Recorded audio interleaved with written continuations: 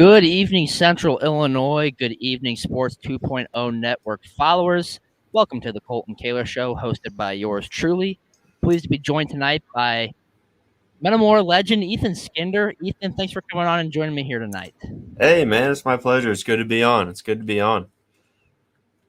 You can follow Ethan at his Twitter handle here in our banner at EM Skinder. Ethan is a 2015 graduate of Metamora, so alma mater. Go Redbirds. Go Redbirds, man. Minor league baseball player. And we'll start there. So kind of, talk about your process from going from high school and pretty well kind of jumping straight into pro ball. 'Cause I believe you were drafted twice, correct? Yeah, correct. So, my junior year, I got, committed to Kansas State University. And, at that point, I kind of just wanted to play college baseball. Like, that was my dream, was to play college baseball. Like, the dream was always to play professionally, but, I just didn't really know what I had in me at that point. And then I started getting bigger, like my senior year, started getting some power, and I'm like, I think this is maybe something I want to pursue in the future. So I took that, off season into senior year pretty seriously, and had a really good senior year, had a really good fall that year. And that's kind of when I started getting like draft interest out of high school after having a good fall. Didn't really know. I heard different things from different scouts when I was going to be taken in high school. Ended up not being able to find a deal with some teams and ended up getting drafted by the Reds in the 31st round, I believe, which was just an honor out of high school to be drafted. It was really special to me, and at that point I knew I kind of wanted to go to college. At that point, when I didn't um, get a deal we were looking for, so I ended up actually not going to Kansas State. I ended up going to a junior college for 1 year in Florida, Bradenton, Florida. State College of Florida is what it was called. Um, I loved it there. I think JUCO's highly overlooked. I think a lot of people should really think about that option. Coming out of high school, I think there's a lot of really good JUCO programs up there that can really help you develop as a player. And honestly, like, there's plenty of kids in pro ball that I've met that played JUCO at some point. Like, the talent's no different. Um, it's just, if it's something that fits your situation, like, I think going JUCO is always a good route, which is what I did, and I enjoyed it a lot. And I had the time of my life there. Met some friends, I still talk to this day, and I really enjoyed it there. Ended up, having some knee issues that year, though, in the fall. That's kind of where all my kind of pro ball started, was my knee problems. But this is kind of where it all started, was in Florida. It started there. Kind of had some pain in the fall. Um, Figured I'd just, work out through it. I had a season coming up, so I was ready to go. Um, just kind of kept getting worse. So I ended up missing 12 games in my freshman year. I was having a really good year, and I unfortunately had to sit out 12. Came back, finished the year really strong, had a good year. A lot of the scouts saw that, my knee kind of was a problem that year, so it kind of turned some teams away. But there's still a few that were very interested because I finished the year strong and kind of showed like it's all good with my knee, and ended up, you know, I actually got a deal with the Reds that I ended up. We couldn't just come to terms, and it didn't end up happening. So at that point, I was committed to Arizona State, and I wanted to, I wanted to play college baseball at that point. I really wanted to go play for Arizona State, and that's what I wanted to do. If no one, if we weren't going to come to a deal, and it ended the Padres drafted me in the 28th round, and they said just give us a couple weeks. We're gonna see if we can come up with an offer for you. And so I respected them, and obviously was super blessed to be drafted by them, and gave them a few weeks, and I wasn't expecting it, but we got a good offer, and I ended up being a Padre, and it was one of the best things that's ever happened to me. And I'm To start my pro career at that point was something that I really wanted to do, knowing I had some knee injuries and some stuff. And, I knew I needed to get in the best hands with the best doctors in the world, which is, worth working with sports teams. And so I ended up taking that route, ended up getting a surgery in 2000. I guess I don't not get ahead of myself. When I got there, we ended up rehabbing right away and ended up rehabbing, seeing how it was feeling. And it wasn't feeling good. Like my knee wasn't feeling good at that point. I knew there was some stuff going wrong in there. So I just kept kind of grinding on it. Eventually, like it got to a point I'm like, I need to do something about it. We ended up getting surgery. They say they just kind of cleaned some scraps out under my kneecap. So I was like, no big deal. That's good. That's good to hear. So I go home, get ready for rehab. Obviously, get ready for the off season. And as I'm kind of starting to ramp back up, it kind of was hurting again. I noticed it wasn't feeling too great. It was not any better, honestly, and it was pretty discouraging at that point. Because it's my first professional year, I mean, and like I was really excited to be starting, and I'm like, ah, that stinks. I'm starting, so I tried to grind through it, kind of, um, spring training, and it just didn't. None of that worked out. I ended up having to get a second surgery. It was kind of a bigger surgery. I had to get kind of my cartilage removed under my kneecap, all kinds of stuff, and actually after that one, it started feeling really good, and after that, I started rehabbing. The process was pretty slow on this one because it was a lot more they did to my under my kneecap. Um, so it was a lot longer rehab process, but I felt better about it because I knew the issue was fixed. And from what the doctor said, and this doctor is, he works with the Chicago Bulls, so and the White Sox, and like I knew it was he's very good at these type of surgeries, so I knew I could trust him, and so that's the route I went, and I ended up during my rehab stint, I had some issues. There were some like fragments that like chipped off from surgery, so I had to get a third surgery, and from then on, that's kind of when my journey started as a baseball player. Officially, like the first up until 2019, I would say like I got drafted in 2016, but I really did not get into my professional baseball career until 2019, which was when I started my baseball career. I started, rehabbing that. I went into that spring training. I'm like, I'm playing this year. Like, I'm gonna rehab. I'm gonna work my butt off and get back at some point this year. And I ended up, rehabbing back, and that's kind of when I started playing for the, like I started playing for the AZL, which is like the rookie team. That's where I started with when I was doing my rehab stint. And I just it felt like I at that point had kind of like made the big leagues at that point because all of what I had been through, like my injuries and stuff, it was pretty special for me to get back out there on the field, and it felt good. And I was just having a blast, and I was playing really well, and that's when I kind of got my call up to the Tin Caps. And um, you got any like thing for me up until here? Like I got Yeah. Yeah, well, what do you got for me, man? so drafted in 2016, round 28. If you guys listening have any questions for Ethan, again, minor league baseball player, pop them in the comment section and we can pop them up here on the screen.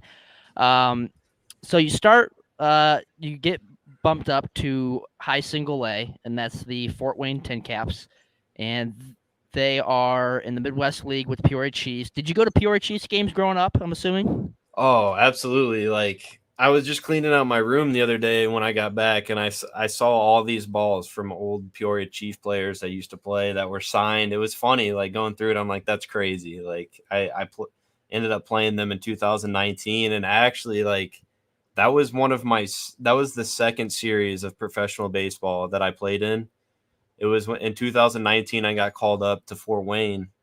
My first series we played in Iowa, and the next series we were at home and we played the Chiefs, and it was a crazy game. Like we were losing like 11-2, like getting smacked around, and we ended up like winning 12-11. Like it was just the craziest game I've ever been a part of, and just like the fact that it was versus the Chiefs was like crazy to me. And like I stole home at the end of the game, so it was pretty cool like game. Like I got that's how we ended up getting the winning run. We ended up it was first and third, and we did like a little fake steal. The guy at first, and then like the catcher actually pump faked, but he didn't even look at me. And I was like almost halfway down third baseline. He didn't look at me. He pump faked, didn't look at me, and still threw it to second. So I just walked in, and that's how we ended up winning. But it was just like super cool. It was like I kind of found myself like, wow, like I'm playing the Chiefs right now. Like this is pretty cool. Like it was pretty cool for sure. So you haven't had a chance to come back though to now Dozer Park, correct? Unfortunately, not. So the 2021 season, I started in high A with the Tin Caps, and unfortunately, they weren't on the schedule at all this year. So, which stunk. That would have been a fun homecoming, I think, for a lot of people in the area because I know Jim Matson likes to follow you a little bit and keep in touch, but from there this year you got called up to San Antonio, the Mission, and it seemed like you're really finding your stride there late, and you found a great time to get hot because you got called up to Double A there, and you continued that hot streak. What was that? What was that feeling like getting that call up to Double A? It was special, man. Like getting called a double A, is just an absolute honor. Honestly, like I had to sit down and like pat myself on the back for a sec because I was proud of myself. Like it was something that I accomplished in my career, and obviously I'm not stopping yet, but I had to sit down and just appreciate it for a sec. So it was really cool to me. Going to Texas and playing ball, like first off, Texas was awesome. Like San Antonio, the city was unbelievable. My family, girlfriend, and everyone, that visited had a great time there. And, me and my teammates, had a good time there as well. So, it was just from the baseball element to the city, I just really enjoyed it. And yeah, like you said, like it was a good time for me to get hot. And, I'm glad I could, show the Padres, what I can do as a double A baseball player, and, hopefully take that into next year and, do my thing next year. So you do play for the Padres, but at heart you are still a little bit of a Cardinals fan. My question: how hard is it kind of to balance the little bit of the fandom versus, hey, this is kind of who's paying the bills a little bit? Yeah, absolutely. Like I grew up, I will be honest, like I'm not as diehard as a Cardinal fan as I used to be. It's not the same anymore for sure. Playing in a different organization because I find myself, the guys on the Padres, like I grew up with a lot of those guys in the system. Like I played with quite a few of them that are up there right now, and like it's cool seeing them play. So obviously I'm rooting for those guys and hoping they're, winning. And obviously it's my organization, so I'm rooting for them. But, there's always a piece of me that, cheers for the Cardinals for sure. Like obviously, like, and they're playing the Dodgers, like, I'm rooting for the Cardinals there. Come on now. Like, yeah, I almost have to, right? Yeah, I mean, pretty much everybody hates the Dodgers. So we'll get into that a little bit. Last night was a pretty brutal ending. It put me in a bad mood all day. Um, Dodgers walk it off last night in the ninth. Chris Taylor struggling, and Alex Reyes, who's been brutal to say the least in the second half, gives up the bomb on a hanging slider. Last night was, I think, the night if the Cardinals wanted to make a move, they had to, and they just couldn't help themselves. And I think last night they played perfect enough to take the win, and they just couldn't. 0 for 11 with runners in scoring positions. I mean, your big three were 1 for 11 on the night. Just brutal. What were your thoughts on the game last night? I thought what last night came down to is like playoff experience, if you want me to be honest. Like it came down to those clutch moments to me. Like the Cardinals had a lot of new guys in their lineup that, hadn't experienced that playoff element. Like Tyler O'Neill, he got in a couple big spots last night and unfortunately just couldn't make it happen. It's just like and he's been the hottest. I mean, look at the month he just had, and for him to go 0 for Right. 4, like he's not used to like that kind of like element thing. That's a whole different playoff baseball at the Dodgers. Can you imagine that? Like it's a whole different element there. I would say like playoff experience played the biggest part in that. I mean, look at all the legends. Like, I mean, legends, what you can call them at this point. They got Albert Pujols on their side, Clayton Kershaw. Like they have Trey Turner and all these other guys, and Scherzer, who just came off a World Series title, and then the Dodgers winning themselves. Like they just have a bunch of winners on their team, and that I think at the end of the day, like that experience paid off, especially that close of a ball game. I think like that kind of was the take, but like you said, the Cardinals had their chances, like they did. Scherzer, obviously, I like mean, the guy's one of the best pitchers in baseball, and he didn't have his best stuff last night. He didn't have his best stuff, but like it happens, and he still found a way to like get it done. right. I mean, you look at Scherzer's last two starts going into last night. I mean, I think he went like 10 and a third innings, 10 and 2/3 innings, gave up quite a bit of runs. And last night, you could tell it just wasn't sharp. Only goes 4 and a third, but only gives up one run. Exactly. And I think the Cardinals were able to let him off the hook one too many times. And a guy like that, you've got to be able to take advantage when you can. They had that Have to. run in the first inning off the wild pitch. I mean, again, if you want to win a ball game, you can't go 0 for 11 with runners in scoring position. It's simple as that. I think that's a big takeaway from there. But the Dodgers, they've got guys like you said that are they're gamers. Trey Turner comes off of a World Series a few years ago with the Nationals, along with Scherzer, who's arguably one of the most dominant pitchers in the game. And the Cardinals did exactly what they wanted to. They chased him early. Now, the Dodgers do have a phenomenal bullpen. They came in last night, Joe Kelly and others, and just completely shut the door. And it just came down to the Cardinals, not being able to throw a few strikes and a hanging slider and ball game over. Yeah, I mean it's a right wild when card. Win or go home.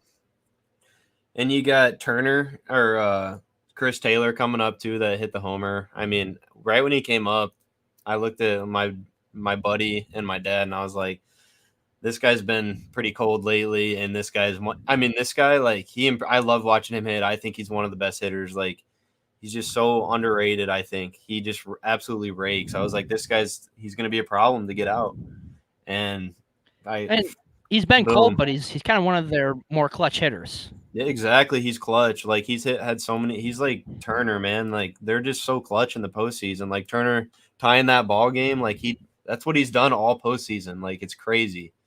It's crazy the things he's done. He is arguably one of the more underrated players, I think, in the last decade. He's what he's done in the postseason, what he did last year was unbelievable. But you get a guy who's like Alex Reyes has kind of struggled down the second half, and put him in that position. That's a tough spot to be in. It is. They're in the ninth inning. I was there when he gave up the walk-off grand slam in Milwaukee. We were up 5-1 going into the ninth, gave up 6 and lost. And as Daniel Vogelback was coming up, I looked at my dad. I go, "It's ending right here." And sure enough, two pitches later, it was over. And last night, Reyes comes in. I look at my dad. I go, "Season's over." And I hate to be that down on a guy. It's just but I mean, when it rains, it pours. Yeah, absolutely, and it's unfortunate. Like I said, like playoff experience plays into it heavy too. Like he's going up against a guy that has heavy playoff experience, and those kind of guys are hard to pitch to. The difference is they can like the really good ones in playoffs are able to like bring themselves down to the moment and like not get it too ahead of themselves or like too pressed. And just like he said, like they asked, "How are you?" Like they asked Chris Taylor after that bat, like, "Were you just like so excited or like so like nervous at the plate?" He's like, not really. Like it's because it's just an everyday approach for him, and it just like shows the mentality those kind of guys have, and it's a special type of ability. It's hard to be able to do that, especially at the highest level. For those that are normally tuned into the show, tonight's a little different. We're staying baseball oriented, which is perfectly fine with me. We're going to MLB playoffs here. Our guest, Ethan Skinder, a minor leaguer for the San Diego Padres. Have now you said you spent time in spring training there. Have you been able to connect with any of the guys at the major league level a little bit at all? Yeah.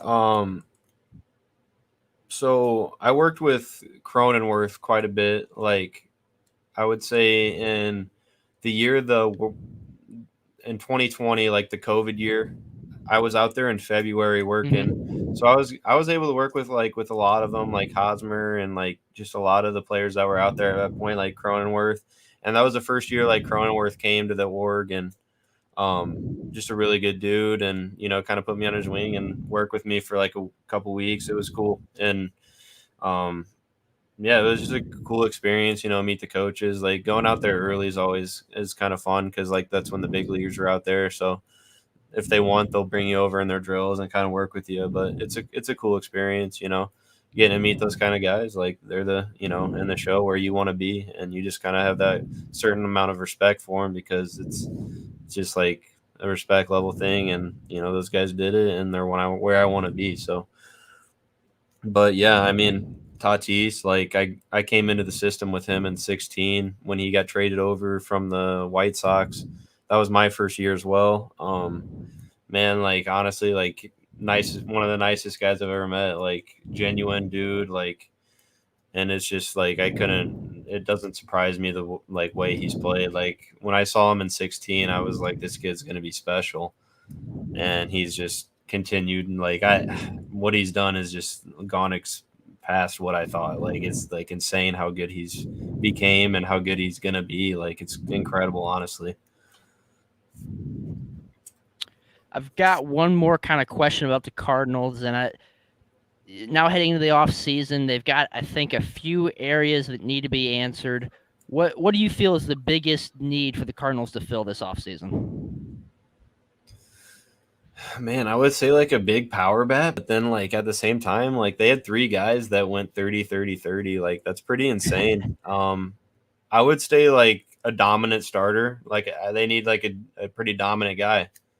I think that's gonna, you know, get a like which Wayno was able to like pretty much be that guy for him. That's why I think the year Wainwright had was just incredible for being 42 or however old he is. The year he had was just insane, and he pitched his ass off the other night. To be honest, that was incredible to me. 5 and a third last night, only gave up one run. Huge double play, I think, in the third inning to get Incredible. Trey Turner to ground out on that broken bat. For me, looking at it, I I feel it could be addition by subtraction this offseason. I feel obviously I think they need a clear-cut shortstop. DeYoung is pretty streaky. We had the emergence of Edmundo Sosa this year, but you could tell the nerves were getting to him a little bit last night. Um, I don't think they'll go out and get a Trevor Story. I doubt it. I think that they'll probably look towards a starting pitching job, but you get hopefully Jack Flaherty back in a starting role along with Dakota Hudson next year. So you're going to be adding guys back. You got a little money coming off the books. I feel we have almost too many players right now because I feel our outfield is set. If O'Neill and Bader can continue to produce like they did this last year, they answered a lot of questions, in my opinion. They stepped Besides, up. They stepped up, man. they They did. stepped up And big time Bader's because approach. yeah, not Go ahead. not very good Yeah, the years prior. Like they struggled, and they were part of the reason that they did so well this year. Those two guys right there, like they that was impressive. O'Neill had over like a 9 OPS. That's incredible. Incredible. looking at looking at Bader, I've always been kind of critical of him because of his offensive production. And this year, yeah, I mean, he proved me wrong, and I'll admit it. I mean, he put me in my place this year, and I could not be more pleased Yeah, it was an with his incredible year. production. And just an incredible We'll look at outfielder the too. I That just makes arguably probably incredible one of the things. better center fielders in the game of baseball. Absolutely. So I feel the shortstop position is the one uncertain position going into next year. And then I think they'll be able to fill in the starting rotation a little bit. Obviously, you're going to get Wainwright and Yachty back for one more year. The last dance, it'll be, it'll be an emotional year next year. I think if they can possibly get Albert back on, let the three ride off in the sunset together, that'd be picturesque for every Cardinal fan. Man, I was ready for Pujols to hit a walk off. To be honest, I Last was night ready. when I was preparing myself for the moment before yesterday, and then when it came up, I go, I really don't know how I'm gonna react if he does this. It'd be incredible. It would have been. He walked up to the plate. I'm It like, no way. You can't write this any better. Can't write it any I better. and then he had a deep shot in the center, wasn't enough, but I was fully preparing myself for that moment, and then when it came, I was like, oh Lord, I don't know if I want this because Crazy it ended our man. season, but at the same time, one of the best players to do it in a Cardinal uniform. Look at the rest of the postseason. White Sox pretty well got curb stomped today. I believe 6-1 was the final of that score. That's going to be a good series, and we talked a little bit about it before. Lance McCullers just absolutely shoved today, right to the White Sox. I think the White Sox, their first hit came in the fourth or fifth inning, And to do that to something the like White that. Sox And is pretty impressive, man. Like the White Sox the, can rake. It's kind of their thing, man. They can I swing it. feel their record. I feel their record was a little lower than I thought it would be. I figured they'd be right around a 100-win team, and they barely finished above the Cardinals. Now we went on a 17-game win streak to get to that Yeah, point, but I mean they ran away with their division, so it's not like it really mattered in the long run. But to get Lance Lynn back today, even though he got the loss, it'll be interesting to see where this series goes because as much as the people hate the Astros, they're really good. they're really good, man. And that's like the thing. I think it's like so impressive. Like Altuve, like you can tell that all that like talk the year in 2020 got to him bad. Like he was, I. It's anyone that says he's not like one of the best hitters in the league is just insane. That guy is. I get like that whole scandal and everything, but like those guys are big league hitters. Like they're like incredible still. Like and like you just said, like they're kind of probably going on a everyone doesn't want us to win. Like let's keep winning sort of thing. Like it's funny to them Right? probably at Like this point. Like they play the villain role really well. they do. And before everything, before we knew everything about the whole cheating scandal and whatnot, I absolutely loved watching Alex Bregman. And just to watch his approach at the plate, I mean, just a phenomenal hitter. And he's kind of been a guy that I thought took it, everything that happened and kind of fueled himself. And they've put themselves right back in position year after year, It's incredible. even after everything that's happened.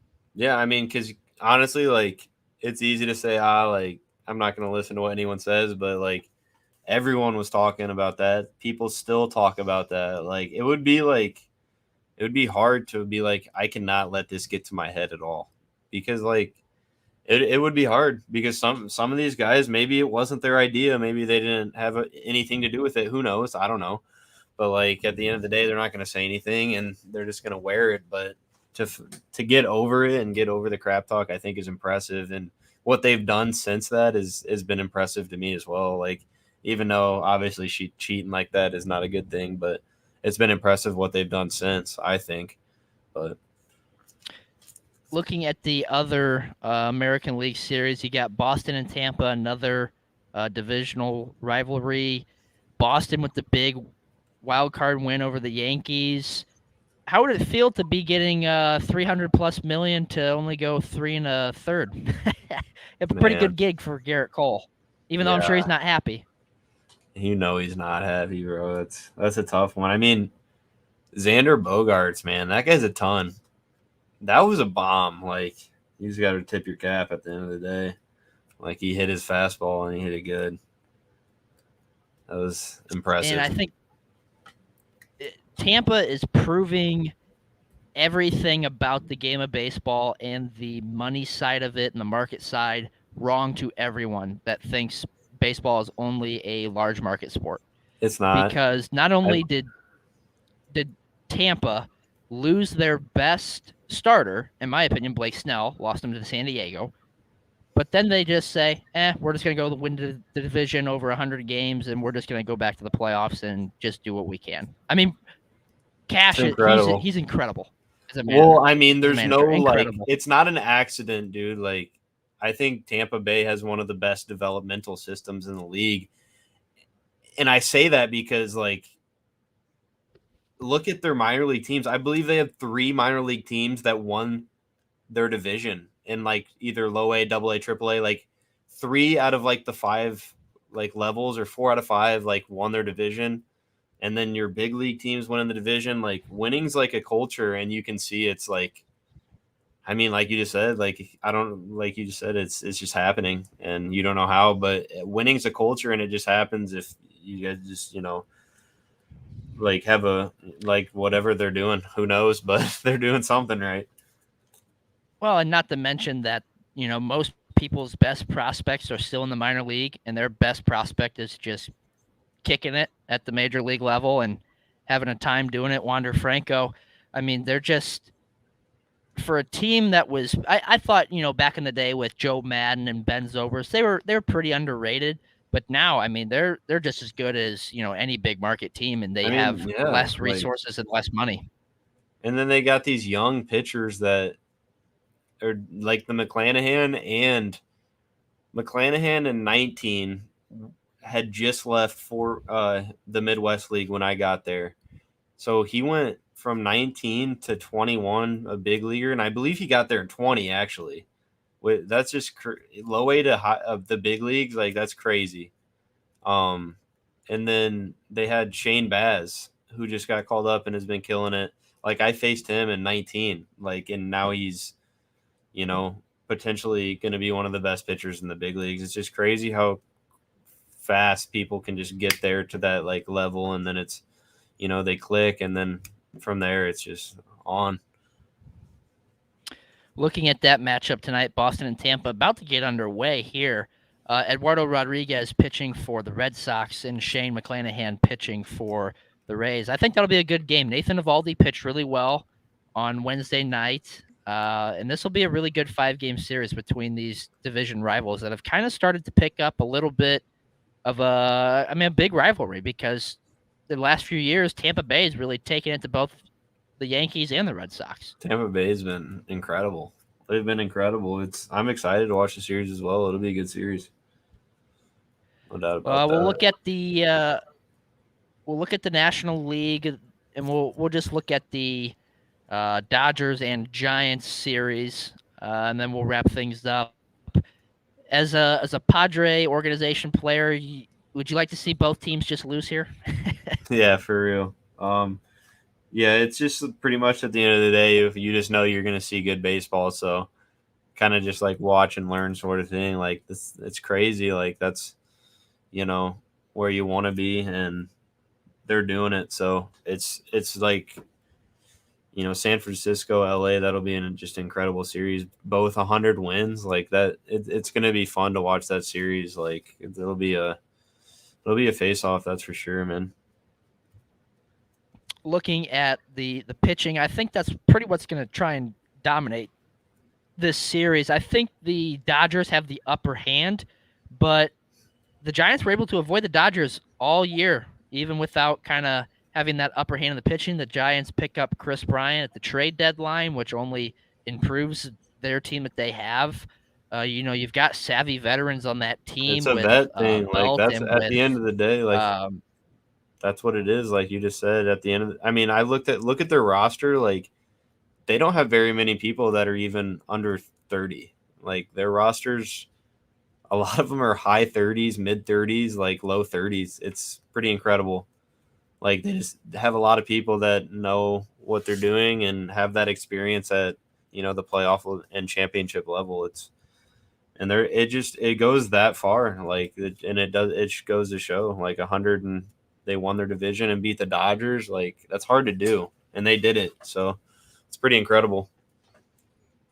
it's going to set up a great series. I would believe Walker Buehler gets the start, I think, in game one. I haven't seen any pitching matchups yet set for this series. I would assume he would face, what's his name? I can picture his face. Let's see if I can get it pulled up here. Tomorrow night, would be the pitching matchup between Walker Buehler and Logan Webb. So that'll be Oh, game one, Webb's and then nasty. game two, They're both nasty. Julio Urias and Kevin Gausman. So that'll be another great matchup to watch there. Okay, that brings me to another But point real quick. So Urias was getting warmed up in the pen against the Cardinals. So they were throwing their big dogs at that point. Are you throwing Flaherty at the end there? Or what is your thoughts on who you're putting in? I thought about bringing in Flaherty to replace Wainwright. I thought Yeah, if I that's think he goes longer relief be, instead of McFarland or whoever came in. I think you're McFarland right. came in during the 9th. They brought in That was Garcia. Was it? Was it Garcia that came in right after Wainwright? I believe. It was. And he pitched well. And then after him was Gallegos, and they were gonna put Gallegos back out there, but he had like a nail issue, and so which kind of created the Dodgers. They sent him out Gallegos out there in the 9th, which brought in the left-handed pinch hitter, and then right after that was when Schilt went and got McFarland in the game, which then brought up Albert. I personally, I would have gone to Jack right after Wainwright to see how far he could get you. I mean, that'd be tough for him, to come out of the bullpen, but at that point, it's like it's winner the go Dodgers. Home. You got to show your best cards. Like, I don't know. I think the thought did run across my mind. Absolutely, the thought did run across my mind. Absolutely, but that'll do it for us here tonight. Ethan, thanks for coming on. Enjoy your off time this off season. Postseason wraps up here in the next few weeks. And good luck going into next year. We'll be excited to follow you along and see where you go. Absolutely, man. Thanks for having me on. Had a blast. Let me know if you want to do it again. Appreciate it, bro. Absolutely. That'll do it for us here tonight on the Colten Kahler Show. We will see you next week back here on the Sports 2.0 Network. See ya.